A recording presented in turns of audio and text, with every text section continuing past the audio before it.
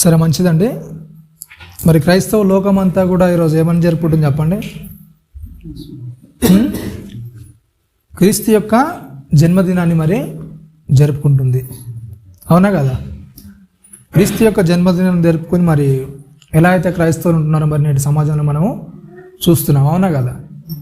దేవుని పేరు చెప్పుకొని వాళ్ళ యొక్క సందడిని, వాళ్ళ యొక్క ఉత్సవాలను, మరి వాళ్ళ యొక్క ఆనందాన్ని, వాళ్ళ యొక్క ఆర్భాటాన్ని బయట తెలియజేస్తున్న విధానాన్ని మరి మనము చూస్తూనే ఉన్నాం. కానీ క్రీస్తు వచ్చింది మరి అందుక మరి, అవునా కదా? మనం ఏదో కొత్త బట్టలు వేసుకొని, లేకుంటే పిండి వంటలు వండుకొని బిర్యానీలు తినేసి ఈరోజు క్రీస్తు పుట్టినరోజు అని చెప్పుకొని ఆనందించడానికి మరి క్రీస్తు భూమి మీదకి వచ్చింది. ఎందుకు వచ్చాడు చెప్పండి? మనల్ని ఆనందపరచడానికి. అసలు మనం ఆనందంగా, అంటే లోకంలో ఎలాంటి అయితే ఆనందం ఉందో అలాంటి ఆనందాన్ని క్రీస్తులోనికి, క్రీస్తు పేరు చెప్పుకొని చేయడానికి మరి క్రీస్తు భూమి మీదకి వచ్చాడు. మరి అందుకే వచ్చాడు ఆ క్రీస్తు. నేడు క్రైస్తవ సమాజం చూస్తే ఏమైపోయింది చెప్పండి? క్రీస్తు పేరు చెప్పుకుంటూ క్రీస్తు పుట్టాడని చెప్పుకుంటే ఏంటి చెప్పండి? అనేకమైన, అంటే ఎప్పుడు కూడా మనం ఏంటంటే ఇతరులకు ఎప్పుడు కూడా డిస్టర్బెన్స్గా ఎప్పుడు కూడా ఉండదు, అవునా కదా? ఇతరులను ఎప్పుడు కూడా అభ్యంతరపరిచే విధంగా, ఎవరిని కూడా ఇబ్బంది పెట్టే విధంగా ఎప్పుడు కూడా మనం ఏం చేయొద్దు. క్రీస్తులో ఉన్న తర్వాత అలాంటి పరిస్థితి అనేది మనలో ఉండడానికి వీల్లేదు, అవునా కదా? క్రీస్తు నేర్పించిన మాదిరి మనకది. కానీ క్రైస్తవులుగా చెప్పుకుంటే ఏం చేస్తున్నారు చెప్పండి? మొన్న శనివారం రోజునే రాళ్ళు తీసింది, అవునా కదా? వస్తుంటే పిల్లలు చెప్తున్నాను, కిందికి దిగాను అంతే. మా బ్లాక్లో ఉంటారు కదా పిల్లలు చెప్తున్నారు, అన్న ఏంటన్నా మొత్తం క్రిస్మస్ పేరు చెప్పుకొని డాన్స్ చేస్తున్నారు, వాళ్ళు బాగా తాగేసినట్టున్నారు అన్న. తాగేసి బాగా అల్లలల్లి డాన్స్. అసలు ఎవరు చెప్పినా కూడా ఏంటి చెప్పండి? పట్టించుకోవడం లేదు, వినడం లేదు. చూస్తే మాకేంటంటే నవ్వు వచ్చేస్తుంది వాళ్ళని చూస్తే అని చెప్తున్నారు. కింద ఇప్పుడే దిగాను, బండి స్టార్ట్ చేసుకొని వస్తుంటే చెప్తున్నారు, ఇలా చేస్తున్నారన్న క్రిస్మస్ అని చెప్తున్నారు. ఏంటి చెప్పండి? అంటే క్రైస్తవునిగా మనం ఒకరికి ఎలా ఉండాలి చెప్పండి? క్రీస్తు అదేనా మనకు నేర్పించిన మాదిరి? అంటే జనాల ముంగట నవ్వులాటగా ఉండడానికి క్రైస్తవులు ఏర్పరచుకున్నాడు మరి దేవుడు? అందుకేనా అండి క్రీస్తు మనల్ని ఏర్పరచుకుంది? ఏదో అంగులు ఆర్భాటాలతో మనము ఏదో ఆనందపడుతూ కేరింతలు పెడుతూ అలా ఉండడానికేనా మరి క్రీస్తు వచ్చింది? ఎందుకు వచ్చాడు చెప్పండి క్రీస్తు? ఏంటి చెప్పండి? ఈరోజు నేర్చుకున్నాం అసలు క్రీస్తు అసలు భూమి రావడానికి గల కారణం ఏంటి అసలు, ఓకేనా? మానవుని కొరకై క్రీస్తు మాదిరి. అసలు ఎందుకు వచ్చాడు భూమి మీదకి చెప్పండి? మనిషికి ఎలా జీవించాలనేది ఏంటి చెప్పండి? మానవునికి అర్థం అవ్వట్లేదు, అవునా కదా? క్రీస్తు వచ్చిన నాటి నుండి అంతకు ముందుకు తరాలు చూసినా కానీ ఏంటంటే మనిషికి అసలు ఎలా బ్రతకాలో, తను బ్రతకవలసిన విధానం ఏంటో, తను నడవలసిన విధానం ఏంటో ఎవరికి కూడా తెలియట్లేదు, అవునా కదా? ఎవరు చూసినా కానీ వాళ్ళ యొక్క నడవడిక అనేది తప్పుదారి కనబడుతుంది. ఎలా చిన్ననాటి నుండి, బాల్యం నుండి అసలు తను చనిపోయే వరకు అసలు ఎలా బ్రతకాలో మనిషి అనేది మర్చిపోయి బ్రతుకుతున్నాడు. అలాంటి వారి కొరకు ఏంటంటే ఒక మాదిరి అనేది ఉండాలి. మనిషి పుట్టినప్పటి నుంచి చనిపోయేదాకా ఏంటి చెప్పండి? ఒక మాదిరి అనేది ఉండాలి. తన బ్రతుకు అనేది మాదిరికరంగా ఉంటేనే ఏం చేస్తాడో దేవునికి అతని బ్రతుకు అనేది అంగీకరించబడుతుంది. ఒకవేళ మాదిరికరంగా మనం లేవనుకో ఏమవుతుంది చెప్పండి? క్రీస్తు కొరకు అంటే క్రీస్తులాగా మనం బ్రతకలేమనుకో ఆ బ్రతుకు అనేది దేవునికి అంగీకారంగా ఉండదు. ఎందుకంటే మనం బ్రతుకుతున్న బ్రతుకు అనేది చాలా జాగ్రత్తగా ఉండాలి. అవతలకి చూసి మెచ్చుకునే విధంగా, లేకుంటే అవతలకి ఒక మార్గదర్శకంగా మన యొక్క జీవితం అనేది ఉండాలి తప్ప ఏంటి చెప్పండి? అవతల నవ్వుకునే విధంగా, హేళన చేసే విధంగా ఎప్పుడు కూడా మన పరిస్థితి అనేది ఉండడానికి వీల్లేదు, ఓకేనా? ఇక్కడ చెప్తున్నాడు క్రీస్తు ఎందుకు వచ్చాడు చెప్పండి? క్రీస్తు మానవుని జీవితంలో తాను జీవించవలసిన మాదిరిని చూపించడానికి వచ్చాడు, ఓకేనా? క్రీస్తు ఎందుకు వచ్చాడంటే తన అడుగు జాడల యందు నడవడానికి. పేతురు గారు మాట్లాడుతూ చెప్తారు ఏంటి చెప్పండి? తన అడుగు జాడల యందు ఏంటంట మనం ఏం చేయాలి? నడవాలి. క్రీస్తు ఎలాగైతే మంచి మార్గంలో నడిచాడో, అతను ఎలాగైతే ఉన్నతమైన మార్గంలో నడిచాడు, అలాంటి మార్గంలో మనం కూడా ఏం చేయాలి చెప్పండి? క్రైస్తవులుగా మంచి మాదిరి అనేది మనము చూపించగలగాలి. ఒకసారి చూద్దాం లూకా సువార్త 2వ అధ్యాయము 51వ వచనం చూడండి ఒకసారి. లూకా సువార్త 2వ అధ్యాయం 51వ వచనంలో,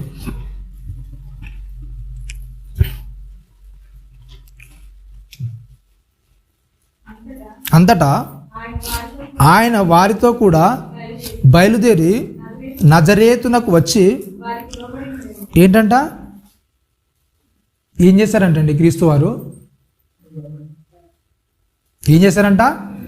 తల్లిదండ్రులకు ఏం చేశాడు చెప్పండి? అంతటా ఆయన వారితో కూడా వచ్చి ఏం చేశారంట? తల్లిదండ్రులకు ఏం చేశాడు? లోబడి ఉన్నాడు. ఎప్పటి వరకు లోబడి ఉన్నాడు మరి? 23 వచ్చిన 3:23లో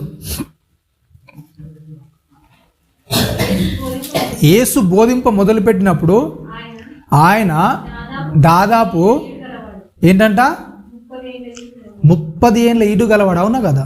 30 సంవత్సరాలు వచ్చేదాకా ఏం చేశాడు చెప్పండి? ఏం చేశారండి? లూకా గారు 51లో రికార్డ్ చేస్తూ చెప్తున్నాడు ఏంటంట, ఆయన తల్లిదండ్రులకు ఏం చేశారంటే చెప్పండి? ఏం చేశారండి? లోబడి ఉన్నాడు. ఓకేనా? తల్లిదండ్రులకు ఎట్టి పరిస్థితుల్లో కూడా ఏం చేయాలి చెప్పండి? ఎదురు తిరిగే వ్యతిరేకత అనేది ఎప్పుడు కూడా చూపించలేదు. అవునా కదా? ఈనాటి పరిస్థితులు చూస్తే ఏంటి చెప్పండి? క్రీస్తు చిన్ననాటి నుండే చాలా జాగ్రత్తగా ఉన్నాడంటే బాల్యంలో ఎలా ఉంటాడు చెప్పండి? బాల్యంలో ఎలా ఉంటాడండి? నా గతం నాకు తెలుసు. బాల్యంలో ఎలా ఉన్నాడు ఏంటంటే, చిన్నప్పుడు ఏదైనా నేను అనుకుంటే జరగలేదు అనుకోండి, లేకుంటే నన్ను ఇక్కడ తీసుకోలేదు అనుకోండి, ఏం చేసామనంటే బాగా ఏడ్చేసి ఇలా ముఖమంతా ఏం చేసి, ఇప్పుడు ఈ అబ్బాయి ఎలా గీరుకుంటున్నాడు చెప్పండి? అలా గీరుకునేవాడిని. అంటే వాళ్ళు ఎక్కడైనా వెళ్తుంటే సామాన్లు చేయడానికి కానీ ఎక్కడికైనా వెళ్తారు కదా అమ్మ వాళ్ళు, వాళ్ళు వెళ్ళినప్పుడు వాళ్ళు ఎంట తీసుకెళ్ళారు అనుకో, ఏం చేసేవాడిని? బాగా ఏడ్చేసి బాగా ముఖమంతా రెడ్డుగా ఇలా గీరుకునేవాడిని గోర్లతో. మరి క్రీస్తు ఒకవేళ అలా చేస్తుంటాడు ఆ బాల్యంలో? మనకంటే అప్పుడు క్రీస్తు తెలియదు కనుక ఏంటి చెప్పండి? అవునా? క్రీస్తు ఎరగలేము కనుక ఏంటి చెప్పండి? అప్పుడు ఎలా బ్రతకాలో ఆ మాదిరి అనేది మనకు తెలియదు. ఒకవేళ ఇప్పుడు మరి క్రీస్తుని మనం తెలుసుకున్న తర్వాత ఏంటి చెప్పండి? బాల్యంలో ఒకవేళ క్రీస్తు అలాగే ఉండుంటాడా? మనలాగానే తల్లిదండ్రులు ఇబ్బంది పెడుతూ, ఇబ్బందులకు గురి చేస్తూ, ఎక్కడికి వెళ్ళినా కానీ మన నిరీక్షణ ఉంటాడు ఏంటంటే, ఎక్కడికైనా వెళ్ళామనుకోండి బయటికి ఏం లేదు, ఏంటి చెప్పండి? ఏది కనబడుతుంది ఏం చేయాలి? అది కావాలి. ఇయ్యలే మనకి ఏం చేస్తాడు? నిజంగా క్రీస్తు అలా చేస్తుంటాడా? మరి చేస్తుంటాడండి? ఎక్కడికి వెళ్ళినా సరే తల్లిదండ్రులను ఇబ్బంది పెట్టే విధంగా ఉంటాడా తన బాల్యంలో? లోబడి ఉండనంటే ఏంటి చెప్పండి? ఎలా ఉన్నట్టు మరి? వాళ్ళు ఏది చెప్తే అది ఏం చేస్తాడు చెప్పండి? వినేశాడు అంతే. ఏది చెప్పినా సరే వద్దంటే వద్దు, ఇది తీసుకో అంటే తీసుకున్నాడు అంతే తప్ప ఏంటి చెప్పండి? ఎలాంటి వ్యతిరేకత అనేది కూడా అతన్ని ఇబ్బంది పెట్టినట్టుగా ఎక్కడ కూడా లేదు. చూడండి, ప్రతి వయసులో కూడా ఏంటి చెప్పండి? యేసుక్రీస్తు మనకు మాదిరి. ఏ వయసులో ఉన్నవారికైనా సరే ఏంటి చెప్పండి? యేసుక్రీస్తు వారు ఏంటి? మాదిరి. ఏమవుతుంది చెప్పండి ఇక్కడ?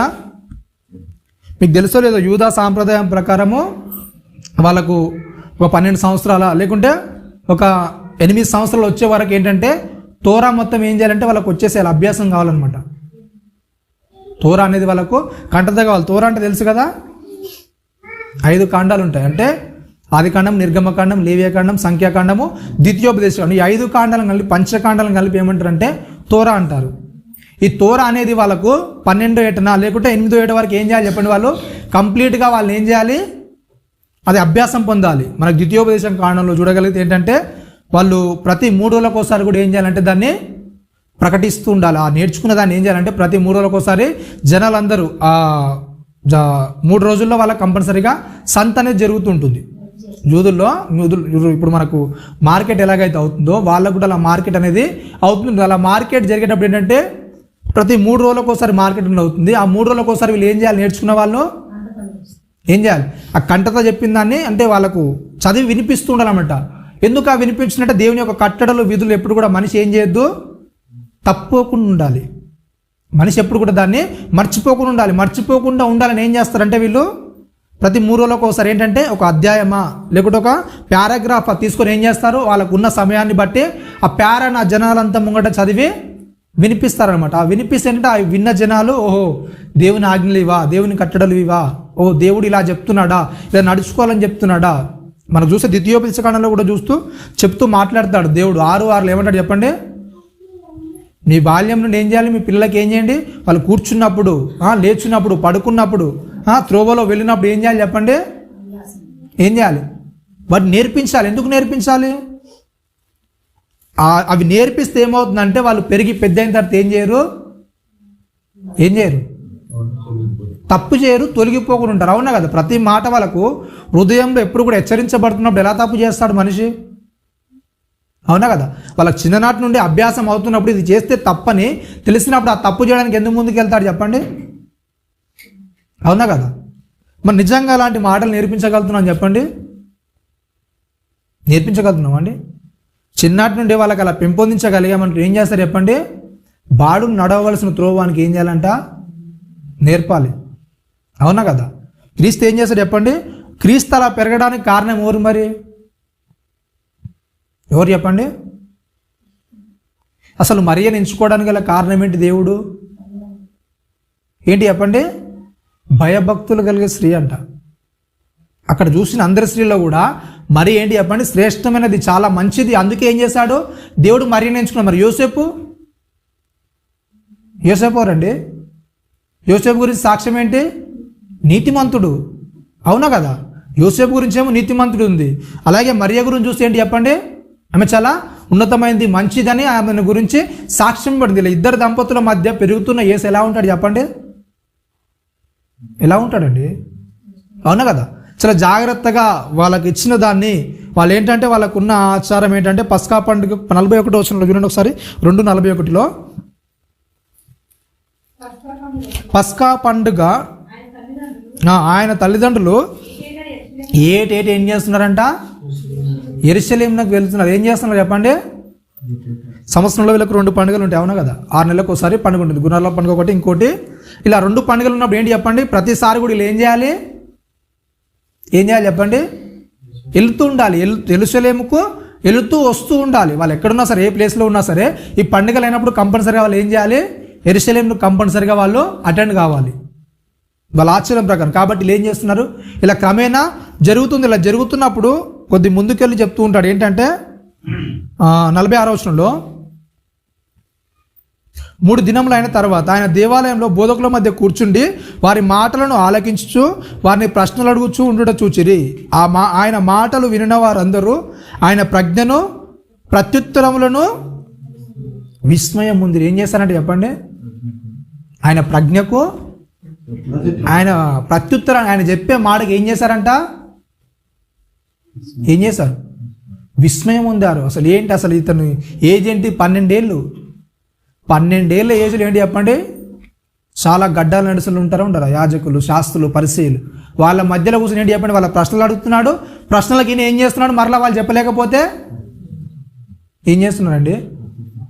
సమాధానం ఇస్తున్నాడు. అవునా కదా? ఎందుకు? వాళ్ళకు ఏంటంటే వాళ్ళకు ఉన్న ఇంటెన్షన్ ఏంటంటే ఆ 12 సంవత్సరాల లోపు ఏం చేయాలి? తోరా అంతా ఏం చేయాలి?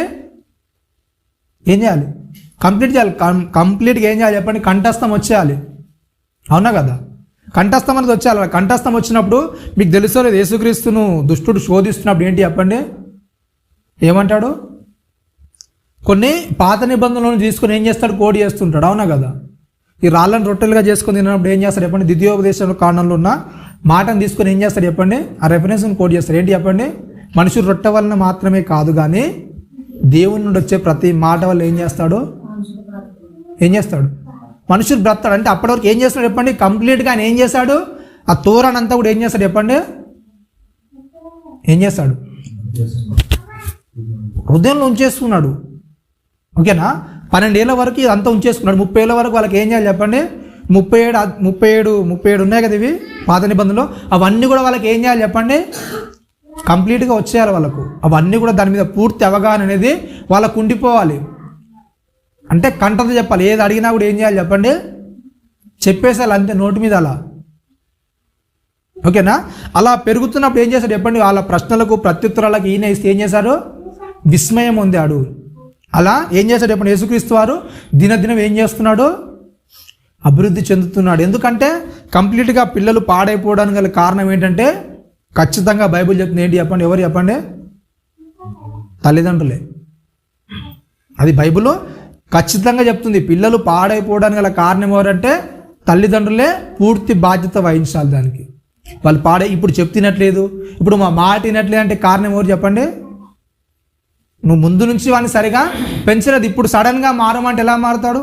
నువ్వు సడన్గా చెప్తులే ఎప్పుడే ఎలా వింటాడు చెప్పండి? వింటాడా? చాలామంది లోకంలో సామెత వాడు చెప్తారు, ఏంటి చెప్పండి, మొక్క వంగందంటే ఏంటంట, మానైతే వంగుతుందా? మొక్క నుంచే దాన్ని ఏం చేయాలి, చక్కగా అంటు కట్టి దానికి ఒక కర్ర పెట్టి తాడు కట్టి చక్కగా నిలబెడితే చక్కగా అవుతుంది. ఇప్పుడు వంగిన తర్వాత మానైన తర్వాత దాన్ని చక్కగా చేద్దామంటే అవుతుందా? అవునా కదా? దాని బాధ్యత మొత్తం దేవుడు ఎవరికి ఇస్తాడు చెప్పండి, తల్లిదండ్రులకే ఇస్తాడు. ఇలాంటి సందర్భంలో మరి యేసుక్రీస్తు ఎలా పెరిగారు చెప్పండి, చాలా జాగ్రత్తగా ఉన్నతంగా తల్లిదండ్రుల మధ్య పెరుగుతున్నాడు. ఆయన ఏంటి చెప్పండి, తల్లికి ఎప్పుడు కూడా ఎలా ఉన్నాడు చెప్పండి, పెరుగుతున్న క్రమంలో ఏం చేశాడు చెప్పండి, తల్లికి ఎప్పుడు కూడా సహకారిగా ఉన్నాడు. అవునా కదా? యేసుక్రీస్తు వారు పెద్దవాడు, అవునా కదా? ఆ కుటుంబంలో పెద్ద. అలాంటప్పుడు ఏం చేస్తున్నాడు చెప్పండి, ఎప్పుడు కూడా వ్యతిరేకంగా, తల్లిదండ్రుల వ్యతిరేకంగా ఎప్పుడు కూడా ప్రవర్తించలేదు. ఏం చేశాడు చెప్పండి, తల్లికి సహాయం చేస్తాడు. అతనే చిన్న చిన్న పనులు చేస్తుంటే ఏం చేస్తాడు చెప్పండి, అతనే పెద్దోడు. పెద్దోడు ఏం చేయాలి, తల్లికి ఏం చేయాలి చెప్పండి, తనకి ఎంతో కొంత ఆసరా కావాలా లేదా? అలా ఆసరా ఉన్నాడు. ప్రతి మనిషి జీవితంలో కూడా అసలు మనిషి ఎలా మాదిరిగా ఉండాలి, అవునా కదా? లోబడి ఉండడం అంటే అదే కదండి, అవునా కదా? లోబడి ఉండడం అంటే ఏంటి చెప్పండి, వాళ్ళ బాధల్లో, వాళ్ళ ఇబ్బందులు, వాళ్ళ కష్టాల్లో ప్రతి దానిలో కూడా ఏం చేశాడు చెప్పండి, యేసుక్రీస్తు ఏం చేశాడు, పాలు పంచుకున్నాడా లేదా? ప్రతి దానిలో కూడా ఏం చేశాడు, ఆయన తల్లికి సహకారిగా ఉన్నాడు. తల్లికి సహకారిగా ఉన్న మన తండ్రికి ఏమైనా ఎదురు తిరిగాడా? ఏం చేశాడు చెప్పండి, ఎప్పుడు కూడా తండ్రికి ఏం చేయలేదు చెప్పండి, అవిధేయత చూపలేదు ఎప్పుడు కూడా. సరే తల్లికి లోబడి ఉన్నాడు కదా, మన తండ్రికి అవిధేయత చూపాడా? ఎందుకంటే కుటుంబంలో చాలామంది ఉన్నారు, అవునా కదా? యేసుక్రీస్తు వయసు అనేది కొద్దిగా పెరిగే కొద్దీ అక్కడ వాళ్ళకు యేసుక్రీస్తుకు తమ్ముళ్ళు కూడా ఉన్నట్టు ఉంటుంది, 4 తమ్ముళ్ళు, ఇంకా 2 కంటే ఎక్కువ సహోదరిమానులు ఉన్నట్టు మరి మనకు బైబిల్ సెలవిస్తుంది, అవునా కదా? మరి నాకంటే ఉన్నారు కదా, నాకేం చెప్తావు ప్రతి పని అని ఎప్పుడైనా విసుక్కొని ఉంటాడా? మరి విసుక్కొని ఉంటాడా అండి? చిన్నోడు ఉన్నాక నాకెందుకు పని చెప్తున్నావు, వాడు ఉన్నాడు కదా వాడిని చెప్పొచ్చు కానీ ఇప్పుడు అని ఉంటాడా? మరి ఎలా ఉంటుంటాడు చెప్పండి యేసుక్రీస్తు? ఎలా ఉంటుంటాడండి మన జీవితంలో? అందుకే ఏంటి చెప్పండి, క్రీస్తు మన ప్రతి వయసులో కూడా ఏంటి చెప్పండి, మాదిరి. మనిషి ఎలా బ్రతకాలి, అసలు ఎలా జీవించాలి, ప్రతిదీ కూడా ఏం చేస్తాడు చెప్పండి, మనిషి మర్చిపోయాడు. అంటే క్రీస్తును ధరించిన మనగానే మనిషి నేర్చుకున్నది ఏంటంటే ఏంటి చెప్పండి, సంఘం ముంగట అంతా ఒక భక్తిపరంగా నేను కనబడితే చాలు, అవునా కదా? అదే నేర్చుకున్నాడు. కానీ ఇక్కడ లూకా సువార్తలో రాయిస్తే ఏంటంటే ఆయన ఏం చేశారంట, వాళ్ళ తల్లిదండ్రులకు కంప్లీట్గా ఏం చేశారంట, లోబడి ఉన్నాడు, అవునా కదా? తండ్రికి ఎప్పుడు కూడా ఏం చేయలేదంట, అవిధేయత ఎప్పుడు కూడా చూపలేదు. అంతమంది ఉన్నా కానీ ఆయన నేనే చేయాలి, నేనే ఎందుకు చేయాలి అని ఎప్పుడు కూడా ఏం చేయలేదు, విసుక్కొని ఉండరు, అవునా కదా? ఎప్పుడు కూడా వాళ్ళని ఇబ్బంది పెట్టే రకంగా ఎప్పుడు కూడా ప్రయత్నించకూడదు. ప్రయత్నించేవాడు ఉండకపోయిండొచ్చు, అవునా కదా? అందుకే ఏం చేశారు, ఆయన క్రీస్తు ప్రతి విషయంలో కూడా ఏం చేశాడు చెప్పండి, మాదిరికరంగా ఉన్నాడు. అందుకే అక్కడ రాయబడితే ఏంటంటే ఆయన దినం అంటే ఏంటంట, మనుషుల దయానందం ఏంటంట, 52వ వచనంలో చెప్తాడు, 2:52లో, యేసు జ్ఞానమందును వయస్సునందును దేవుని దయందును మనుష్యుల దయందును వర్ధిల్లుచుండని. ఇలా ఉండాలంటే ఎలా ఉండాలి చెప్పండి? ఫస్ట్గా ఏంటంట, యేసు జ్ఞానమందు, అదే మెచ్యూర్ అవుతూ ఉన్న కొద్ది ఏం చేస్తున్నాడు చెప్పండి, ఓహో తర్వాత బాధ్యత ఏం చేయాలి చెప్పండి, ఆ బాధ్యత అనేది నాదే అంటే మెచ్యూర్ అయిన కొద్ది ఏం చేస్తాడు చెప్పండి, మనిషి మెచ్యూరిటీ పెరిగే కొద్దీ ఒక వ్యక్తి తప్పు చేస్తుంటే, ఒకవేళ ఒక వ్యక్తి ఇబ్బంది పడుతుంటే వాళ్ళని ఒక్కరిని ఎందుకు ఇబ్బంది వదిలేయాలి, నేను కూడా కొద్దిగా సహాయం చేస్తే వాళ్ళకు సహాయకరంగా ఉంటాను కదా. అలా మెచ్యూర్ అనేది అవుతుంటుంది. మనిషి ఎప్పుడైతే జ్ఞానంలో వయసులో పెరుగుతుంటాడో అతని యొక్క జ్ఞానం కూడా ఏమవుతుంది చెప్పండి, పెరుగుతుంటుంది. ఒక్కరు ఎందుకు కష్టపడాలి, నేను కూడా కొద్దిగా సహాయం చేస్తే బాగుంటుంది కదా, అవునా కదా? అలా పెరుగుతున్నాడు. మరి నేటి నిజంగా అలాగే ఉన్నారండి పిల్లలు? అట్లనే ఉన్నారా? నిజంగా అంత మెచ్యూరిటీ అనేది వస్తుందా పిల్లల్లో? వస్తుందా అండి? ఒక ఏజ్ రాగానే తల్లిదండ్రుల మీద అసలు ఎందుకు బాధ్యత అనేది ఇవ్వాలి, వాళ్ళకి ఇంకా ఎందుకు భారంగా ఉండాలి అనే ఆలోచన అనేది ఉందా నేటి యవనస్తులో? మరి ఉందా అండి? క్రైస్తవులుగా చెప్పుకుంటూ, క్రీస్తుని నమ్మామని చెప్పుకుంటూ నిజంగా, ఎందుకంటే బాధ్యత నాది, అవునా కదా? బాధ్యత నేను తీసుకోవాలి, కుటుంబంలో బాధ్యత నాది, నేను స్వీకరించాలి దాన్ని. లోకంలో అయితే ఎలాగే ఏంటి చెప్పండి, లోకంలో ఉన్న వాళ్ళకంటే తెలియదు, బరువు బాధ్యత అంటే ఏంటో కూడా తెలియదు. కానీ క్రీస్తుని నమ్ముకున్న తర్వాత ఏం చేయాలి చెప్పండి, ఏం చేయాలి? ఆ యొక్క బరువు బాధ్యత అంటే జ్ఞానమందు పెరుగుతుంటే ఏం చేయాలి చెప్పండి, ఆ మెచ్యూర్ అవుతుండాలి మైండ్ అనేది. అరే మరి నా కుటుంబాన్ని ఏం తప్పితే ఎవరు చేస్తారు చెప్పండి? బయట వచ్చి సాయం చేస్తాడా? చేస్తాడా చెప్పండి? బయట వాడు చేసిన ఎంతవరకు చేస్తాడు? ఎంతవరకు చేస్తారండి బయట వాళ్ళు చేస్తే? అవునా కదా? నేను చాలామంది కుటుంబాలను చూశాను, ఏంటంటే ఎప్పుడు కూడా బయట వాళ్ళ మీద ఆధారపడ్డాం. అవునా కదా? ఇంట్లో ఎదిగిన కొడుకులు ఉంటారు, కానీ ఏంటంటే వాళ్ళు చెప్తే మాటినరు. అవునా కదా? చెప్తే మాట వినప్పుడు ఏంటంటే వీళ్ళు బయట వాళ్ళ దగ్గర సాయం కూడా, ఇంట్లో కుమారుడేమో చెప్తున్నాడు, కానీ బయట వాళ్ళ దగ్గర ఏం చేస్తారు చెప్పండి? సహాయాన్ని ఆశించడం. ఎందుకంటే ఆ యొక్క మెచ్యూర్ అనేది వీళ్ళకి పెరగకపోవడం. అవునా కదా? పెరగకపోవడం ఏంటంటే, అరే ఇంట్లో తల్లిదండ్రులు ఇబ్బంది పడుతున్నారు, ఇంత బాధపడుతున్నారు కదా, మరి ఎదిగిన వాడిని నేను ఇలా ఊరికే ఉంటే ఎలా చెప్పండి? వాళ్ళు ఎంతకాలం నన్ను పోషిస్తారు? ఇంకా ఒక మెచ్యూర్ వయసు అనేది నాకు వచ్చింది, నేను పని చేయగలను, ఇప్పుడు వాళ్ళని కూడా నేను పోషించగలను, అంత స్థాయికి నన్ను పెంచరుగా సరిపోతుందిలే అనే మెచ్యూర్ అనేది వాళ్ళలో ఇంకేంటి చెప్పండి? పెరగలేకపోతుంది. అవునా కదా? అంత పెంచినా కూడా ఏం చేస్తారు చెప్పండి? ఒక 25 ఏళ్ళు 30 ఏళ్ళు వాళ్ళ వయసు వచ్చినా ఏం చేస్తారు చెప్పండి? ఇంకేం చేసావు నాకు? అవునా కదా? అంతవరకు పెంచా సరిపోదా ఇంకా? అవునా కదండి? ఒక 25 ఏళ్ళు 30 ఏళ్ళు పెంచినట్టు అప్పటిదాకా నేను పెంచారా లేదా? బయట కాలు పెట్టకుండా, బయట నీకు ఏ పనికి పోనీయకుండా, అయ్యో పనికి వెళ్తే ఇబ్బంది పడతాడేమో, బాధపడతాడేమో, ఏం చేస్తారు చెప్పండి? వాళ్ళు ఏం చేస్తారు? ప్రతి దాన్ని కూడా ఓర్చుకొని చాలా చక్కగా పెంచుతుంటారు. అవునా కదా? మరి నువ్వు పని చేసే విషయానికి వస్తాను ఏం చేస్తారు చెప్పండి? నేను ఎందుకు కష్టపడాలి? ఒకవేళ కష్టపడ్డా కానీ నేను చూస్తున్నా, మన డ్యూటీలో ఉన్నాను, డ్యూటీలో ఉంటే వాళ్ళు తిరుపతి వెళ్తున్నారంట. తిరుపతి వెళ్తుంటే వాళ్ళ తండ్రి అంటున్నాడు, ఇక్కడ వెనక కూర్చున్నాడు సీట్లో, పెట్రోల్ పోయించుకున్నారు, పెట్రోల్ పోయించుకొని వెనక అంటే డబ్బులు నువ్వు కట్టారా అన్నాడు. కొడుకుని అన్నాడు అనమాట, జాబ్ చేస్తున్నాడు, కొడుకుని అన్నాడు, అన్నిటికీ నేనే కట్టాలా అంటే బయటికి వెళ్తే నన్ను అందుకే తీసుకొచ్చావు బయటికి అంటే అరిచేస్తున్నాడు తండ్రి మీద. ఏంటంటే ఒక బాధ్యతలో ఒక వయసు అనేది వచ్చినప్పుడు ఏం చేయాలి చెప్పండి? వాళ్ళ బాధ్యతను మనం స్వీకరించాలి లేదా? చిన్నటి నుండి ఆలనా పాలన చేసినలకు ఒక పైసా ఖర్చు పెట్టాలంటే ఏం చేస్తారు చెప్పండి? దానికి కూడా ఏం చేస్తారు? లెక్కలేసుకుంటారు. మరి చిన్ననాటి నుండి నీకు లెక్కలేస్తే ఏమవుతుంది చెప్పండి? అవునా కదా? చిన్నప్పటి నుంచి నేను పెంచిన దానికి లెక్కేస్తే ఎంత అవుతుంది అది? అవునా కదా? నీ జీవితం అంతా కలిపి మిత్తి వడ్డీ కలిపినా ఏమవుతుంది? నీ జీవితం అంతా కూడా సరిపోదు. అవునా కదా? అలాంటి వాళ్ళకు మరి ఎప్పుడైనా యేసుక్రీస్తు అలా ఎదురు తిరుగుంటాడా? తిరుగుంటాడా అండి ఎదురు? నువ్వు నాకు చెప్పేది ఏంటి? అసలు ఇంత ఇబ్బంది పరిస్థితి నేను పడాల్సింది ఏంటి? ఇంత చిన్న ఏజ్లో నేను కష్టపడడం అవసరం నాకు అని అనుంటాడు ఎప్పుడన్నా? అనుంటాడా అండి? ఏం చేస్తుంటాడు చెప్పండి? తన బాధ్యతను కంప్లీట్గా సరెండర్ ఏం చేశారంట? లోపడున్నాడు. ప్రతి పరిస్థితిలో కూడా ఏం చేశారంట? ఎప్పుడు కూడా ఎదురు తిరగడానికి సిద్ధపడలేదు. అవునా కదా? చాలా సందర్భాల్లో మనం ఏం చేస్తాం చెప్పండి? మనం కాదు, నా పరిస్థితి కోసం ఏం చేస్తాం చెప్పండి? ఏదైనా పని విషయం అలసిపోయి వచ్చాను అనుకోండి, మరలా పని చెప్తే ఏం చేస్తాను చెప్పండి? నేను కొద్దిగా విసుగున్న సందర్భం చేస్తాను ఆ పని, కానీ ఏంటి చెప్పండి? మనస్ఫూర్తిగా చేయలేము. అవునా కదా? ఆల్రెడీ అక్కడ డ్యూటీ చేయవచ్చా, మరలా పని చెప్తే ఎలా ఉంటుంది చెప్పండి? కొద్దిగా ఇబ్బందిగానే విసుగ్గానే ఉంటుంది. కానీ ఏం చేస్తాను? అలా విసుగానే కానీ పని అయితే కంప్లీట్ చేస్తాను. కానీ ఎలా చేయను? మనస్ఫూర్తిగా చేయలేను. ఎందుకంటే కొద్దిగా సనుక్కుంటూ గునుక్కుంటూ వీళ్ళకి ఏం పని, ఏదో పని చెప్తూనే ఉంటారు ఇంటికి రాగానని అలా గునుక్కుంటూ చేస్తుంటా. కానీ యేసుక్రీస్తు అలా చేస్తుంటాడా మరి? అతడు బాగా ఇబ్బంది పడొచ్చిన ఇంట్లో ఏమైనా పని చెప్తే అలా చేస్తుంటాడు చెప్పండి? ఏం చేస్తుంటాడు మరి? ఏం చేస్తుంటాడండి? అతడు బయట కష్టపడ్డా ఇబ్బంది పడ్డా సరే, ఇంట్లో ఏదో పని చెప్పగానే మరలా ఏం చేస్తుంటాడు చెప్పండి? ఏం చేస్తుంటాడు? సరే అది చేయాలా, చేస్తానులే అని ఏం చేస్తుంటాడు? కంప్లీట్గా ఎలా చేస్తాడు? యేసుక్రీస్తు ఎప్పుడు చేసినా కానీ ఎలా చేస్తాడు చెప్పండి? మనస్ఫూర్తిగా చేస్తాడు. ఏదైనా సరే బయట వాళ్ళకి ఏదో వాళ్ళ ద్వారా నేను ఆనందం పొందాలి, వాళ్ళ ద్వారా నాకు మహిమ రావాలి, ఘనత రావాలని ఎప్పుడు ఏం చేయడు? యేసుక్రీస్తు అలా చేయడు. ఎట్టి పరిస్థితుల్లో కూడా ఎలా చేస్తాడు? మనస్ఫూర్తిగా చేస్తాడు. ఏది చేసినా సరే ఎలా చేస్తాడు చెప్పండి? మనస్ఫూర్తిగా. ఒకవేళ అది ఇబ్బంది అయినా సరే, నష్టమైనా సరే ఏం చేయడు? చెయ్యనని చెప్పడు. చేసిన పని అర్రకొర్రగా చెయ్యడు. చేసే పని ఎలా చేస్తాడు? మనస్ఫూర్తిగా చేస్తాడు. ఓకేనా? అవునా కదండి? మనస్ఫూర్తిగా చేస్తారా లేదా? మరి నిజంగా అలా కంప్లీట్గా మనం లోబడి ఉంటామని చెప్పండి? అవునా కదండి?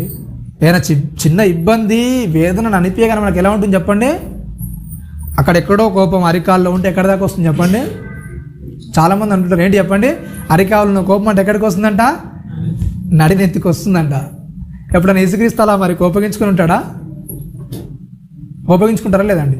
చిన్న మాట ఏదైనా తల్లిదండ్రులు అనగానే ఏం చేస్తారు చెప్పండి? రివర్స్ అయిపోతుంటారు. అవునా కదా? రివర్స్గా మాట్లాడడం, తిట్టడము. ఇప్పుడు వాళ్ళు ఏం చేయలేరు, ముసలోళ్ళు అయిపోయారు. అవునా కదా? వాళ్ళు ఏమన్నా బెదిరించినా కొట్టినా వాళ్ళు ఏం చేయలేరు. ఏం చేస్తారు చెప్పండి? అలా ఎప్పుడు కూడా చేయడానికి ప్రయత్నాలు చేయదు. యేసుక్రీస్తు అలాంటి మాదిరి మనకు నేర్పించలేదు, అవునా కదా? క్రీస్తు ఏదైతే మాదిరి మనకు నేర్పించాడో ఆ మాదిరి అనేది నేర్పించాలి, అవునా కదా? అలాంటి చెప్పడం అనేది మర్చిపోయి ఏం చేస్తున్నారు చెప్పండి? క్రీస్తు వచ్చాడు, ఏదో పండగ చేసుకోవాలి. ఏం పండగ చేసుకోవాలి చెప్పండి?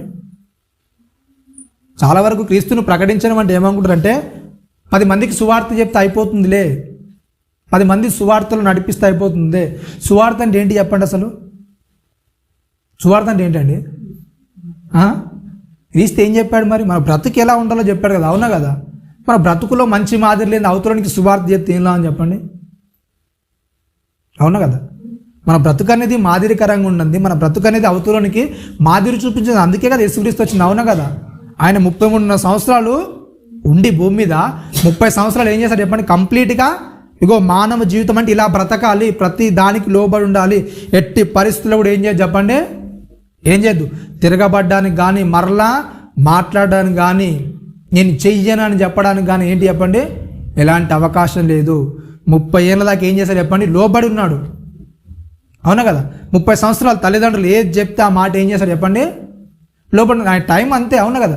ఇంకో 3.5 సంవత్సరాలు పరిచర్య చేయాలి, టైం అనేది కొద్దిగా ఉంది. ఒకవేళ ఇంకెక్కువ జీవితకాలం ఉంటే ఏం చేసేవాడు? ఒకవేళ 80 సంవత్సరాలు ఇచ్చాడనుకో, దేవుడు ఏం చేసేవాడు చెప్పండి? అప్పటికి ఆయన ఎదురు తిరిగేవాడా? మరి మీరు అనుకుంటారేమో, ఒక ఆయన అంటే అన్నాడంట, యేసుక్రీస్తు అంటే 33 సంవత్సరాలు చనిపోతాడని ఆయన లోబడండి. మరి మనకు అలా అయితే అవుతుందా అన్నాడంట ప్రశ్న అడిగితే. యేసుక్రీస్తు అంటే ఏం చేస్తాడు చెప్పండి? 33 సంవత్సరాలు ఏం చేస్తాడు అతడు? చనిపోతాడని నాకు తెలుసు. ఎందుకంటే ప్రతి లేఖనాల్లో కూడా వాళ్ళకు చెప్తుంటాడు. మార్కు సువార్తలో కానీ, లూకా సువార్తలో కానీ, యోహాను సువార్తలో కానీ, వాళ్ళ శిష్యులతో వెళ్ళేటప్పుడు కానీ, జనాలతో వెళ్ళేటప్పుడు కానీ యేసుక్రీస్తు వారు గుర్తు చేస్తుంటారు. ఎప్పుడు కూడా తన యొక్క జన్మదినాన్ని గుర్తు చేయలేదు. ఎప్పుడు ఏం గుర్తు చేశాడు చెప్పండి? మరణాన్ని గుర్తు చేశాడు. ఇదిగో నేను యూదులకు మీ చేతికి అప్పగింపబడతాను, శాస్త్రులు పరిశీలన ఏం చేస్తారు? అవమానిస్తారు, ఇలా క్రూరంగా హింసించి సిలివేస్తారు. ఎట్టి పరిస్థితుల్లో కూడా ఆయన ఏంటంటే ప్రతి సందర్భం కూడా ఆయన మరణాన్ని గురించి ఏం చేస్తాడు? చెప్పుకుంటూ వచ్చాడు. ఆయన ప్రతి సందర్భం కూడా ఎప్పుడు కూడా నా జన్మదినాన్ని మీరు చేయండి అని ఎప్పుడు కూడా చెప్పలేదు. కానీ ఏంటి చెప్పండి? ప్రతి సందర్భం కూడా ఆయన మరణాన్ని ఏం చేస్తున్నాడు? సిద్ధపరుస్తున్నాడు. సరే, ఆయన 33 సంవత్సరాల్లో చనిపోతాడని తెలిసి ఆయన త్వరగా మరి సిద్ధపరచుకొని వెళ్ళిపోయాడు. మరి నువ్వు ఒకవేళ 33 సంవత్సరాలు చనిపోతా అంటారు, కంప్లీట్ చేస్తావా? మరి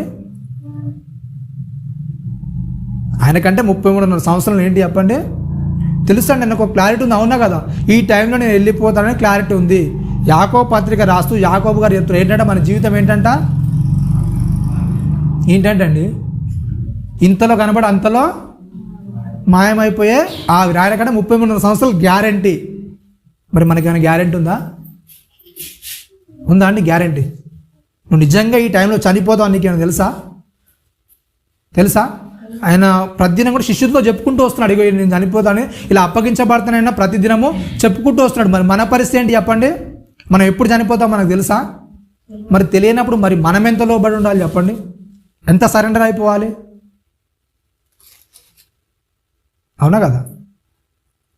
అవునా కదండి? ఇంతలో కనబడి అంతలో మాయమయ్యే జీవితంలో మనం ఎంతవరకు సరెండర్ కావాలి చెప్పండి? ప్రతి వారికి ఎదురు తిరిగే తత్వం అనేది ఎప్పుడు కూడా క్రీస్తులో ఎప్పుడు కూడా లేదు, అవునా కదా? అలాంటి తత్వాన్ని ఎప్పుడు కూడా క్రీస్తు చూపించలేదు. చూడండి ఒకసారి మత్తయి సువార్త 3వ అధ్యాయము 17వ వచనంలో. మత్తయి సువార్త 3:17లో.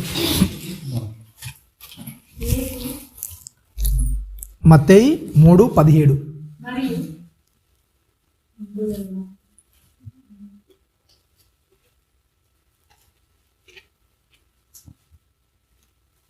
మత్తయి సువార్త 3వ అధ్యాయం 17వ వచనం. మరి ఇదిగో ఏంటంట? ఈయనే నా ప్రియకుమారుడు, ఈయన యందు నేను ఆనందించున్నానని ఒక శబ్దము ఆకాశం నుండి ఏం చేసిందంట? ఏం చేసిందంటే చెప్పండి? అక్కడ మాట్లాడుతూ చెప్తున్నాడు. మత్తయి సువార్తలో మత్తయి గారు రికార్డ్ చేస్తూ చెప్తున్నాడు ఏంటంట? ఇదిగో ఈయనే నా ప్రియకుమారుడు, ఈయన యందు నేను ఆనందిస్తున్నాను అని చెప్తున్నాడు. ఏంటి చెప్పండి? సరే, ఓకే, సువార్త చేయడమే ఒకవేళ నిజంగా దేవుడు కోరుకుందైతే యేసుక్రీస్తు ఎప్పుడు మాట్లాడుతున్నాడు ఇది దేవుడు? ఎప్పుడండి? బాప్తిసం తీసుకొని బయటికి రాగానే ఏం చెప్తున్నాడు చెప్పండి? ఈయన నా ప్రియకుమారుడు, ఈయన యందు నేనేం చేస్తున్నాను? ఆనందిస్తున్నాను అంటున్నాడు, అవునా కదా? అది ఎప్పుడు అంటున్నాడు? 3.5 సంవత్సరాలు బ్రతికి సువార్త చేసిన తర్వాత అంటున్నాడా, చేయకముందే అంటున్నాడా? మరి దేన్ని బట్టి అంటున్నాడు దాన్ని? సువార్త చేయకముందు అంటున్నాడు, దేన్ని బట్టి అంటున్నాడు దేవుడు? ఈయన నా ప్రియకుమారుడు, ఈయన యందు నేను ఆనందిస్తున్నాను, దేన్ని బట్టి అంటున్నాడు చెప్పండి? దేన్ని బట్టి అంటున్నాడు అండి? ఈయన నా ప్రియకుమారుడు, ఈయన యందు నేను ఏం చేస్తున్నాను? ఆనందం కలిగి ఉన్నాను, ఈయన ద్వారానే నాకు ఆనందం ఉందని దేవుడు చెప్తున్నాడంటే దేన్ని బట్టి చెప్తున్నాడు దేవుడు? మరి దేన్ని బట్టి చెప్తున్నాడు అండి? తన యొక్క 30 సంవత్సరాల జీవితం ఎలా ఉంది చెప్పండి? ఎలా ఉందంట? ఎలా ఉందండి? జ్ఞానమందును, వయస్సునందును, తల్లిదండ్రుల దయందును, దేవుని దయందును, మనుష్యుల దయందును ఏంటంట? వర్ధిల్లుతుండే. ఎలా ఉంటాడు చెప్పండి? ఎలా ఉంటుంటాడు చెప్పండి? ఎప్పుడు చూసిన అవతలతో గొడవలు పడేవాడిగా ఉండుంటాడా? మరి ఎవడన్నా అంటే అరిచేవాడిగా ఉండుంటాడా? మరి అవునా కదా? ఉండుంటాడా? అలా ఏ విషయాలు ఏంటి చెప్పండి? ఎలా అంటే తప్పనేది చేయకూడదు. 30 సంవత్సరాలు ఏం చేస్తాడు చెప్పండి? అతను కంప్లీట్గా లోబడి ఉన్నాడు తన తల్లిదండ్రులకు. ఏది చెప్తే అది, ఏది చేయాలో అది చాలా సజావుగా జాగ్రత్తగా ఏం చేశాడు చెప్పండి? చేసుకుంటూ వస్తున్నాడు. అలా చేసుకుంటూ వస్తే 30 సంవత్సరాలకు ఆయనకి దేవుడిస్తున్నది ఏంటంటే, ఈయన నా ప్రియకుమారుడు ఏంటి చెప్పండి? ఈయన యందు నేను ఆనందిస్తున్నాను. సరే, ఆయన విషయం వదిలేసేయండి. మరి మన పరిస్థితి ఏంటి చెప్పండి? మన పరిస్థితి ఏంటి? ఎన్ని సంవత్సరాల సంఘానికి వస్తున్నాం చెప్పండి మనం? అవునా కదా? ఎన్ని సంవత్సరాల నుంచి వస్తున్నామండి సంఘానికి? 5 years అయిందా? 5 సంవత్సరాలు. ఒక 5 సంవత్సరాల సంఘానికి వస్తే మనల్ని చూసి ఏమైనా దేవుడు ఆనందిస్తాడా? మరి మనల్ని బట్టి నిజంగా నీకు లోబడే తత్వం ఉందయ్యా. అసలు నీలాగా లోబడేవాడిని ఎవరిని చూడలేదు. అవునా కదా? నోవాహు విషయానికి వస్తానే నీ అంత నీతిమంతుని చూడలేదన్నాడు. దావీదు విషయానికి వస్తానే హృదయానుసారుడైన మనుష్యుడు అన్నాడు. మోషే విషయానికి వస్తానే నా ఇల్లంతుడు నమ్మకస్తున్నాడు. యేసుక్రీస్తు విషయానికి వస్తానే ఈయన యందు ఏం చేస్తున్నాడంట? ఆనందిస్తున్నాడు. ఎందుకు చెప్పండి? వాళ్ళ కొద్దిగా ఓకే పర్లేదు, కానీ ఈయన జీవితం వస్తాను ఏంటి చెప్పండి? కంప్లీట్గా దేవుడు ఏదైతే కోరుకుంటున్నాడో, భూమి మీద ఎలాగైతే మనిషి జీవించాలనుకుంటున్నాడు ఏంటి చెప్పండి? అదే విధంగా క్రీస్తు జీవించాడు. అవునా కదా? ఇలాంటి పరిస్థితుల్లో కూడా ఎదురు తిరగడానికి ఎప్పుడు కూడా ఏం చేయలేదు, సిద్ధపడలేదు. చిన్న మాటనగానే ఏం చేస్తాం మనం? ఏం చేస్తారండి? ఎదురు తిరుగుతారా లేదా? ఏదైనా అడిగినా కానీ ఏం చేస్తాం చెప్పండి? ఏం చేస్తారండి? అడిగినా కానీ ఎదురు మాట్లాడతారు. నాకేం తెలుసు, నాకు అవసరమా? అవునా కదా? యేసుక్రీస్తు అలా చేస్తుంటారా మరి ఎప్పుడన్నా? తన జీవితంలో అలా జరిగించుంటారా చెప్పండి? ప్రతి వారికి కూడా ఏంటి చెప్పండి? మాదిరిని చూపించుంటారు తన జీవితంలో. క్రీస్తుని పోలిన మనం కూడా ఏం చేయాలి చెప్పండి? ఏం చేయాలి? ఆ మాదిరి అనేది మనము కలిగి ఉండాలి. ఎప్పుడైతే ఆ మాదిరి మనలో లోపిస్తూ ఉంటుంది ఏమవుతుంది చెప్పండి? క్రీస్తు ఎందుకైతే వచ్చాడో అదంతా కూడా ఏమవుతుంది చెప్పండి? నీ జీవితం వరకు వృధా అవుతుంది. అవునా కదా? క్రీస్తు వచ్చింది ఏంటంటే మన జీవితాల్ని బాగు చేయడానికి. ఎప్పుడైతే నువ్వు కఠినంగా ఉన్నావో, నీ కఠినం లోబడిన తత్వం ఏదైతే ఉందో దాన్ని తీసేసి ఏం చేయని చెప్తున్నాడు. అందుకే రాస్తూ ఏంటంటే రాతి గుండెని తీసేసి ఏం చేస్తారంట? మాంసం గుండెని పెడతాడు. రాతి గుండె అంటే ఏం చేస్తుంది చెప్పండి? కఠినమైంది, చాలా కఠినాత్మలు. ఎవరు ఏమన్నా సరే ఎవరినైనా హింసించాలి, ఇబ్బంది పెట్టాలి, దాని ద్వారా నేను ఆనందం పొందాలి అనే గుండెని ఏమంటారు చెప్పండి? రాతి గుండె. మాంసం గుండె అంటే ఎట్లుంటుంది చెప్పండి? మెత్తని హృదయం. అవునా కదా? మెత్తని హృదయం. ప్రతి పరిస్థితిలో కూడా ఏంటి చెప్పండి? మెత్తగా, సాధువైనట్టు, మృదువైనట్టు గుణం అనేది ఏం చేశాడు చెప్పండి? యేసుక్రీస్తు వారు కలిగి ఉన్నారు. అవునా కదా? మరి మన ఇంట్లో ఎలా ఉంటున్నాం చెప్పండి? అట్లాగే ఉంటున్నాం చెప్పండి? అలాగే ఉంటున్నామా అండి? లోబడి చాలా నెమ్మది కలిగి ఉంటున్నామా? ఉంటున్నారండి? ఒకవేళ భర్త ఒకవేళ కోప్పడేమని అన్నాడు అనుకోండి, సర్లే ఏదో పని చేసి వచ్చాడు, ఏదో ఇబ్బంది పడి ఉంటాడు అంటే అన్నాళ్ళే నూరుకుంటారా? లేకుంటే ఇంకో మాట అనడానికి ఇష్టపడతారా? ఏం చేస్తారు చెప్పండి? అతను ఏదో కష్టం చేసి వచ్చాడు, ఒక మాట అంటే ఏమవుతుంది చెప్పండి? పురుషుడు ఏంటి చెప్పండి? స్త్రీకి శిరస్సు. అవునా కదా? పురుషుడు ఒక మాట అంటే ఏం చేయాలి? స్త్రీ సర్లే అలసిపోయి వచ్చాడు కదా, ఏదో ఒక మాట అంటే అన్నది నన్నే కదా. ఎవరు స్త్రీ? ఎవరు చెప్పండి? ఇద్దరు కూడా సపరేట్ కాదు, ఇద్దరు కూడా ఏంటి చెప్పండి, ఏకదేహం. తనను తానే అనుకున్నాడు, ఏమవుతుంది చెప్పండి, సర్లే ఏదో కోపంలో అనేసుకున్నాడేమో అంటే ఏమవుతుంది చెప్పండి, సర్దుకుపోతుంది. అవునా కదా, సదిరేసుకుపోతారు. అలాగే పురుషుడు ఏం చేయాలి చెప్పండి, స్త్రీని ఏం చేయాలంట, ఏం చేయాలి, ప్రేమించాలి. ఎట్లయితే తన శరీరాన్ని ప్రేమించుకుంటాడో అలాగే ఏం చేయాలి, తన సహకారిని కూడా ఏం చేయాలి చెప్పండి, ప్రేమించాలి. సరే, ఇంట్లో ఉన్న పనులను చిరాకును బట్టి కోప్పడిందేమో, దాన్ని బట్టి నువ్వేం చేయాలి చెప్పండి, అవునా కదా. బయట నాకెంత పని ఉంటుందో అంతకు మించి ఏముంటుంది చెప్పండి, అంతకు మించి ఎవరికి ఉంటుందండి పని, స్త్రీలకు ఉంటుందా ఉండదా, ఉంటుందా అండి. పొద్దున్న లేవగానే ఏం చేయాలి చెప్పండి, పిల్లల్ని రెడీ చేయాలి, అవునా కదా. నీకు వంట చేయాలి, వాళ్ళకు వంట చేయాలి, అవునా కదా. ఇల్లంతా దుడి చేసుకోవాలి, ప్రతిదీ ఇంకా చాలా రకాల కార్యక్రమాలు అనేది ప్రతిరోజు కూడా ఇంట్లో ఏంటి చెప్పండి, ఇంట్లో ఉన్నట్టే కానీ తీరిక అనేది ఏంటి చెప్పండి ఉండదు, అవునా కదా. అలాంటి దాన్ని బట్టి కొద్దిగా విసుగానే వస్తున్నారా అండి.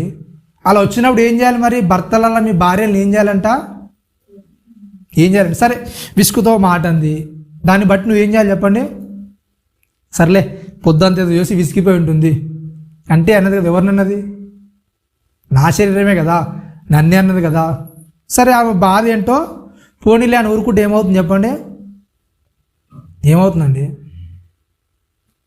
అక్కడితో ఎప్పుడు కూడా సద్దుమంటుంది, గొడవ అనేది పెద్దది కాకుండా ఉంటుంది. కుటుంబం చాలా వరకు పాడైపోవడానికి గల కారణం ఏంటంటే ఇంట్లో చిన్న తగాదని ఎవరో ఒకరు ఓర్చుకోకపోవడం. నిజంగా క్రీస్తు అనేది మనకు తెలిస్తే అలా చేస్తామని చెప్పండి. ప్రతి చిన్నదానికి గిల్లి అంటారు కదా, ఏమంటారు, గిల్లిచ్చి మరి పంచాయతీ పెట్టుకోవడం, అవునా కదా.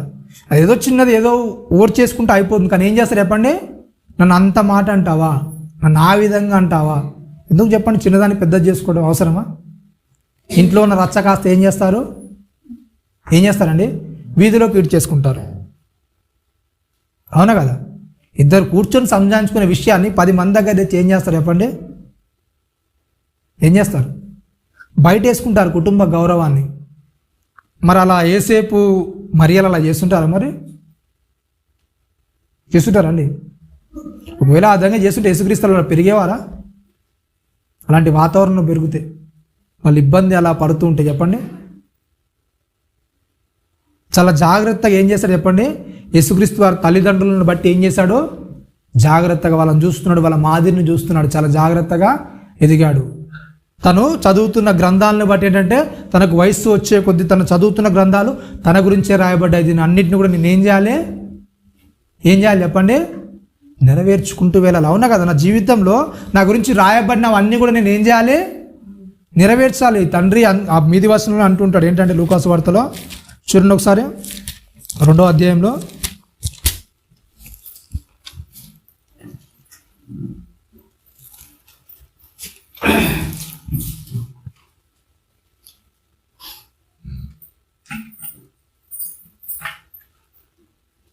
48వ వచనంలో చెప్తున్నాడు,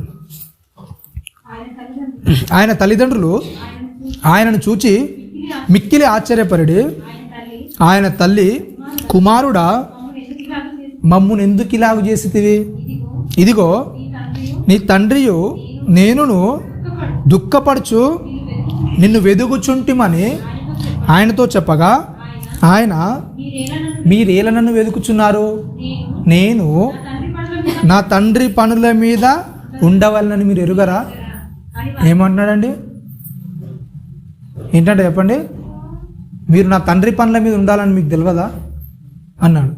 అనగానే వాళ్ళు అక్కడ ఏం చేశారు చెప్పండి, ఏం చేశారండి, మామూలుగా చిన్నపిల్లలు మీరు ఏదైనా చెప్తే ఏం చేస్తారు చెప్పండి,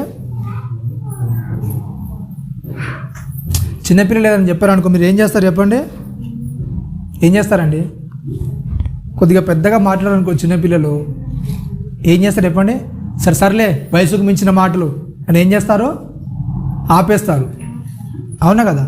అలాగే యేసుక్రీస్తుని కూడా ఏం చేస్తారు చెప్పండి, నా తండ్రి పనుల మీద నేను ఉండాలి కదా అని చెప్పినప్పుడు ఏం చేస్తారు చెప్పండి, కింది మాటలు చెప్తే ఏంటంట, ఆ మాటలు వాళ్ళు ఏం చేయలేదంట, గ్రహించలేదు. ఏంటంట, అయితే ఆయన తమతో చెప్పిన మాటలు వాళ్ళు ఏం చేయాలంట, గ్రహించలేదు. తర్వాత ఏం చేశాడు యేసుక్రీస్తు వారు? అంతటా ఆయన వారితో కూడా బయలుదేరి ఏం చేస్తారంట? వారితో లోబడి ఉన్నాడు. ఏం చేశాడు చెప్పండి? ఆయన చెప్పిన విషయాన్ని గ్రహించపోయేసరికి ఏం చేశాడు చెప్పండి? దేవుని చిత్తాన్ని ఎలా నెరవేర్చారు? ప్రతి ఒక్కరికి కూడా ఏముంటుంది చెప్పండి? దేవుని చిత్తం, తండ్రి పని అనగానే మీరు సువార్త చేయడం ఒకటే అనుకోకండి, ఓకేనా? దేవుని పని అనగానే మీరు సువార్త చెప్పాలి, బోధకునిలా నిలబడి మాట్లాడాలి, లేకుంటే పాటలు పాడాలి, గొప్ప సింగర్ అవ్వాలి మాత్రమే దేవుని పని కాదు. ఏంటి చెప్పండి? ఎక్కడున్నా సరే నువ్వు చేస్తుంది ఏంటి చెప్పండి? ఏంటి దేవుని పని? నువ్వు ఎక్కడ నిలబడి పని చేస్తున్నా అది దేవుని పనే. నువ్వు ఏ ప్రదేశంలో నుండి పని చేస్తున్నా అదేంటి చెప్పండి? దేవుని పనే. కానీ నువ్వు చేసే పని ఎలా ఉండాలి చెప్పండి? ఎలా ఉండాలి? మర్యాదగాను క్రమముగాను ఏదైతే చేయాలో దాన్ని అనుసరించి దాన్ని చేయాలి. అవునా కదా? దాన్ని బట్టే కదా మనం దేవుని పిల్లమని తెలుసుకునేది. అవునా కదా? మనం చేసే పని బట్టేగా అండి మనం ఎలాంటి వాళ్ళో అర్థం చేసుకునేది. లోకంలో ఉన్న వాళ్ళలాగానే మనం ఉంటే ఏమవుతుంది చెప్పండి? నీకు వాళ్ళకి సపరేట్ ఏముంటుంది? తండ్రి పనుల మీద ఉండాలనగానే చాలామంది అర్థం చేస్తుంది ఏంటంటే ప్రతి ఒక్కరు బోధకులు ఏం చేయాలి చెప్పండి? బోధ చెప్పేస్తే సరిపోతుంది. అవునా కదా? బోధిస్తే సరిపోతుంది. మా బ్రతుకులో బ్రతకాల్సిన అవసరం లేదు, ఆయన చెప్పిన మాదిరిగా మేము జీవించిన అవసరం లేదు. యేసుక్రీస్తు చెప్పింది నా తండ్రి పనుల మీద ఉండాలని ఏం చేశారు? ప్రతి ఒక్కరు కూడా ఏం చేస్తారు చెప్పండి? బైబిల్ పట్టేసుకున్నారు. అంతే. ఇక బైబిల్ పట్టేసుకొని వాక్యం చెప్పేయాలి, అవతలని మార్చేయాలి. నువ్వు మారిన అవసరం లేదా? అవునా కదండి? మన బ్రతుకు మన జీవితం మారిన అవసరం లేదా? అవతలలోకి చెప్పేస్తే సరిపోతుందా? అవతలతో మంచి 4 ముచ్చట్లు చెప్పేసి 4 మాటలు అవతలలోకి చెప్పేస్తే అయిపోతుందా? అదే మంచి బ్రతుక? అదే మంచి మాదిరా? అండి? కానీ ఏం చేస్తారంటే ఆయన దేవుని ద్వారా వెలువడుతున్న స్వరం ఏంటంటే ఈయన నా ప్రియకుమారుడు, ఈయన యందు నేను ఏం చేస్తున్నాను? ఆనందిస్తున్నాను. కంప్లీట్గా ఆయన 30 సంవత్సరాలు కూడా ఏం చేస్తారు చెప్పండి? ఏ విధమైన లోటుపాటు లేకుండా చాలా జాగ్రత్తగా తన జీవితాన్ని కొనసాగించాడు. ప్రతి బరువు, బాధ్యత, ప్రతి కన్నీరు, కష్టాన్ని ఏం చేశాడు చెప్పండి? ఏం చేశాడు? అనుభవించాడు, తీసుకున్నాడు. మనం ఎలాగైతే కష్టాన్ని, బాధను అనుభవించామో, ఇబ్బందులను ఎదుర్కొంటున్నామో అలాంటి పరిస్థితిని క్రీస్తు కూడా ఏం చేశాడు చెప్పండి? తన జీవితంలో ఎదుర్కొన్నాడు. ప్రతి పరిస్థితి కూడా ఆయన ఎదుర్కొన్నాడు. కాబట్టి ఎబ్రీ పత్రికలో రాస్తూ చెప్తాడు ఏంటంటే గ్రంథకర్త, ఆయన మనలాగా ఏంటి చెప్పండి? ప్రతి పరిస్థితి అంటే మనలాంటి అనుభవం లేనివాడు కాదు, కానీ ఏంటంట మనలాంటి ప్రతి పరిస్థితిని కూడా ఏం చేశారు? ఆయన ఎదుర్కొన్నాడు. అవునా కదా? మన నాయకుడు మనలాంటి అనుభవాలు లేవని కాదు, మనకంటే ఎక్కువ అనుభవాలను ఆయన ఏం చేశాడు? ఎదుర్కొన్నాడు. ఆ కష్టము, ప్రతి బాధ కూడా ఆయనకు తెలిసినా సరే ఎట్టి పరిస్థితిలో కూడా ఏం చేయలేదు చెప్పండి? వ్యతిరేకంగా ప్రవర్తించలేదు, వ్యతిరేకంగా ఉండడానికి ప్రయత్నించలేదు. ఒకవేళ అవతలోడు వ్యతిరేకంగా ఉంటే వీళ్ళకి ఇలా ఉంటేనే కరెక్ట్ అని ఎప్పుడు కూడా ఏం చేయలేదు, అనుకోలేదు. అవునా కదా? రైట్, కొద్దిగా ముందుకెళ్ళి చూద్దాం. ఇంకా తీతుకు రాసిన పత్రిక 2వ అధ్యాయం 7వ వచనం ముగించుకుందాం. తీతుకు రాసిన పత్రిక 2వ అధ్యాయం 7వ వచనం.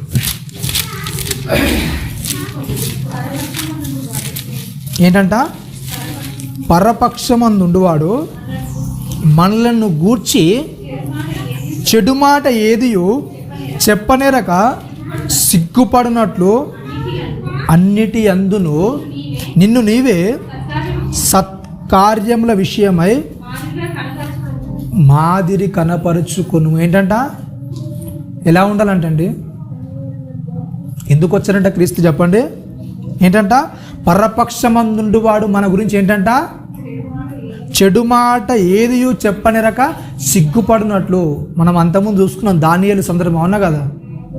దానియేలు ఏ విషయాలు ఇరకబడతారంటే ఏ విషయాలు చెప్పండి? ఇరకబడేది ఏ విషయాలు ఇరకబడతారండి? దేవుని ప్రార్థన విషయంలో తప్ప అతనిలో అసలు ఏ లోపం కనుగొనలేదంట. అవునా కదా? ఇతనేమో ఒక్కడు నియమించబడ్డమని ఎంతమంది మర్చిపోయారా? గుర్తుందా? 120 మందా? 120 మంది మొత్తం నియమించబడితే ఈయన ఒక్కరిని పక్క పెట్టేస్తే మిగిలిన వాళ్ళు ఎంతమంది చెప్పండి? 119 మందిని మీద ఏం చేస్తున్నారు చెప్పండి? ఏం చేస్తున్నారండి? నిఘా పెడుతున్నారు. ఏ చిన్న తప్పని చేయకపోతాడా? ఏ పొరపాటుని చేయకపోతాడా?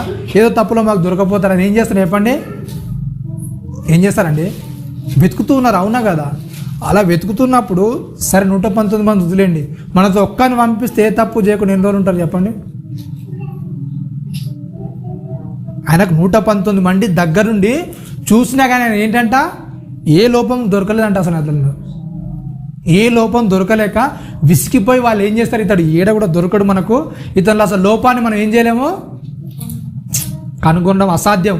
అతడు దొరకాలంటే ఒకటి దగ్గర దొరుకుతాయి. ఎక్కడ చెప్పండి?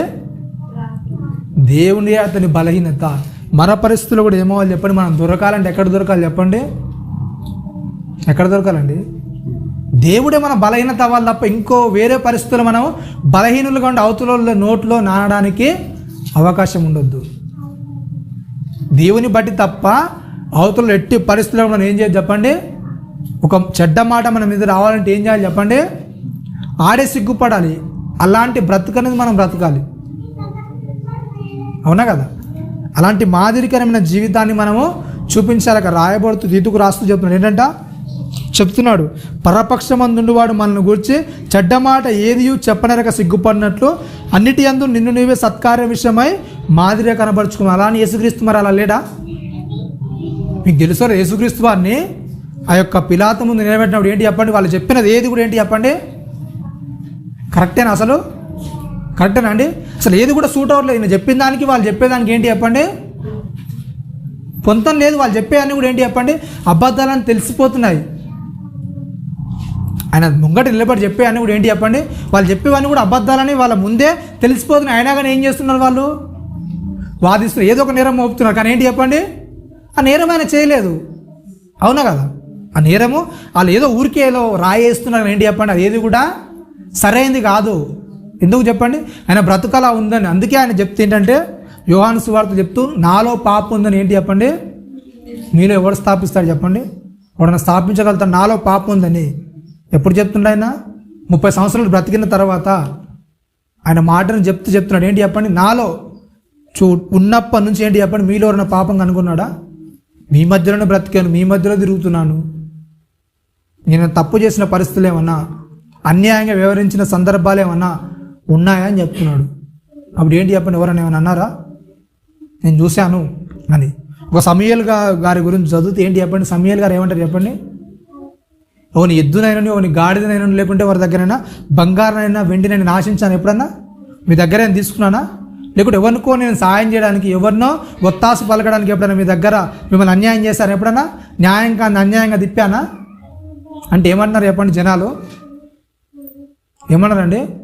అట్లా ఎప్పుడు కూడా నువ్వు చేయలేదు. పరపక్షమందుండు వాడు ఏం చేయాలంట? సిగ్గుపడాలి. మన గురించి ఏదైనా చెడ్డ మాట చెప్పాలంటే ఏంటి చెప్పండి? సిగ్గుపడాలి. మరి నేటి క్రైస్తవులు చూస్తే పరపక్షమందుండు వాడు చెడ్డ మాట చెప్పడానికి కాదు, మంచి మాట చెప్పడానికి ఏం చేస్తున్నాడు చెప్పండి? మన గురించి 10 రకాలుగా ఆలోచించాల్సి వస్తుంది. అవునా కదా? వీటిలో మంచి ఏది ఉందంటే వాడు భూతద్దం పెట్టి వెతకవలసిన పరిస్థితి అనేది మనలో కనబడుతుంది. అవునా కదండి? నిజమేనా కదా? నిజంగా ఇంట్లో మంచి ఏది ఉందంటే వాడు భూతద్దం పెట్టి వెతకాలి. మనలో మంచిని కనుగొనాలంటే వాడు. అవునా కదా? అంత మంచివారిగా, అంత పర్ఫెక్ట్గా మనం ఏం జీవితాలు అనేవి ముందుకు సాగట్లేదు. అవునా కదండి? నిజంగా క్రీస్తు చూపించిన మాదిరే మన బ్రతుకులో ఉందా? మరి ఉందా అండి? నిజంగా ఆ విధమైన మాదిరే ఉంటే ఏమవుతుంది చెప్పండి? ఏమవుతుంది చెప్పండి? మన చుట్టుపక్కల ఉన్న వాళ్ళు ఎప్పుడో కూడా మారిపోతారు, మన యొక్క పరిస్థితిని బట్టి, మన యొక్క వ్యక్తిత్వాన్ని బట్టి. కానీ ఇంకా వాళ్ళు మార్పు రావడం లేదంటే కారణం ఎవరు చెప్పండి? ఎవరు చెప్పండి? మనమే. కాబట్టి క్రీస్తు ఎందుకు వచ్చాడు చెప్పండి భూమి మీదకి? ఎందుకు వచ్చారండి? మనిషికి బ్రతకడం ఎలాగో తెలియట్లేదు. ఫస్ట్గా తన జీవన విధానాన్ని సరి చేసుకోవడం అనేది ఎలాగో తెలియట్లేదు. అందుకే ఏం చేస్తాడు చెప్పండి? ఆ జీవిత విధానాన్ని సెట్ చేయడానికి మనిషి అంటే ఇలా బ్రతికి వెళ్ళిపోవాలి. ప్రతి ఒక్కడు కూడా ఏం చేస్తాడు చెప్పండి? పుట్టిన తర్వాత ఏం చేయాలి? కంపల్సరీగా ఏం చేయాలి? ఏం చేయాలండి? చచ్చిపోవాలి. అవునా కదా? చచ్చిపోయిన తర్వాత అతని గురించి మరలా మాట్లాడుకోవాలంటే ఏం చేయాలి చెప్పండి? అతను ఏం చేయాలి? మంచివాడుగా ఉండాలి. ఒక 2000 సంవత్సరాలు దాటినా కానీ మరలా క్రీస్తుని రిఫర్ చేస్తూ మనం మాట్లాడుతున్నామంటే ఏంటి చెప్పండి? ఆయన చూపించిన మాదిరి లాంటిది. మరి నువ్వు చనిపోతే నీలో ఏం చూస్తారు చెప్పండి? ఏం చూస్తారండి? భూమి మీద ఒక భారం తగ్గింది అనుకుంటారా? లేకుంటే వీనితో పీడ విడగడైపోయింది అనుకుంటారా? ఇప్పటి నుంచి ఇంట్లో మనశ్శాంతిగా ఉంటుంది అనుకుంటారా? ఏమంటారు చెప్పండి? మనం పోతే ఏమనుకుంటారండి? క్రీస్తులాగా అనుకుంటారా? మరి మరి ఒక మంచి ఉన్నతమైన వ్యక్తి ఉండేవాడు. అతను చాలా మాదిరి చూపించగలిగాడు. మంచి మాదిరికరంగా జీవించే అతని మాట, అతని పద్ధతి, అతని తీరు అనేది చాలా బాగుంది అని నువ్వు చనిపోయిన తర్వాత నీ గురించి చెప్పగలుగుతారు? చెప్పండి, చెప్పగలుగుతారండి? అలా చెప్పలేనప్పుడు మరి తండ్రి మనకి ఇచ్చిన పని ఎలా పూర్తి చేస్తాం చెప్పండి? తండ్రి పనుల మీద ఉండడం అంటే ఏంటంటే కంప్లీట్గా మనం వెళ్ళిపోయిన తర్వాత మన పనుల గురించి ఎవరు చెప్పాలి చెప్పండి? అవతలోడు చెప్పాలి మన గురించి, అవునా కదా?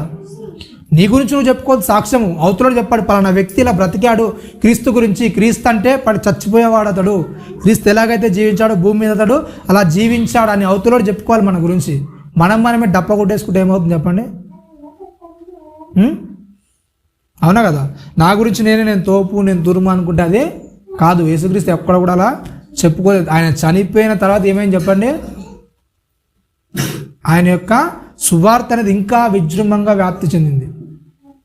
కాబట్టి ప్రతి విషయంలో కూడా ఏం చేయాలి చెప్పండి? అవతలోకి మాదిరికరమైన జీవితాన్ని మనము కలిగి ఉండాలి. ప్రతి పరిస్థితుల్లో కూడా ఏం చేయాలి చెప్పండి? పెద్దలకు ఎప్పుడు కూడా ఏం చేయాలి? లోబడి ఉండాలి. మనం ఎలా బ్రతుకుతున్నాం, ఎలా జీవిస్తున్నాం, ప్రతి కూడా ఏం చేసుకోవాలి? కరెక్ట్ చేసుకుంటూ, ఒకవేళ కరెక్ట్ లేకుండా ఏం చేసుకోవాలి చెప్పండి? ఇది సరి అయిన దారి కాదు, బైబుల్ చూపించిన మాదిరి నాకు లేదు. బైబుల్ అనగానే ఏంటి చెప్పండి? చాలామంది బైబుల్ అని ఒక మత గ్రంథం అనుకుంటారు. మత గ్రంథం కాదు. ఏంటి చెప్పండి? ఒక మార్గం, మనిషి ఎలా బ్రతకాలో చక్కని నిర్దేశించే మార్గం, అంతే. మనిషికి జీవించడం రావట్లేదు, ఎలా నడుచుకోవాలో రావట్లేదు. నడుచుకోవడానికి చక్కని బాట చూపే మార్గమే బైబిల్. కనుక అన్ని విషయాలు మనం హృదయంలో ఉంచుకొని చాలా జాగ్రత్తగా మన మాదిరిని చూపించగలని కోరుకుంటూ చిన్ని మాటలు ముగిస్తాం. తల ఉంచుకొని చిన్ని ప్రార్థన చేసుకుందాం. పరిశుద్ధ మహాగణుడా, నీ ఘనమైన ఉన్నతమైన విలువైన మాటలను బట్టి నాయన కృతజ్ఞతలు స్తోత్రములు చెల్లిస్తున్నాను నాయన. విన్న మాటలను బట్టి నేను మా హృదయాలు కఠినపరచబడకుండా నాయన నీలో ఫలింపజేయుటకు నాయన, నీలాగా మార్చబడుటకు అటు కృపను మహద్భాగ్యాన్ని మాకు అనుగ్రహించిన నాయన. అలాగే జరిగిన పాఠంతులను తోడుగా ఉండి విలువైన మాటలు నేను అందించిన ఆయన మా హృదయాలు సరిచేయబడ్డకు, గద్దించబడ్డకు, హెచ్చరింపబడ్డకు, పురికొల్పబడ్డకు నాయన మీ యొక్క సహాయాన్ని అందించమని క్రీస్తు వారి అతి పరిశుద్ధమైన నామమున ప్రార్థన ముందు అడిగి వేడుకుంటున్నాను తండ్రి. ఆమేన్. అందరికీ వందనాలు.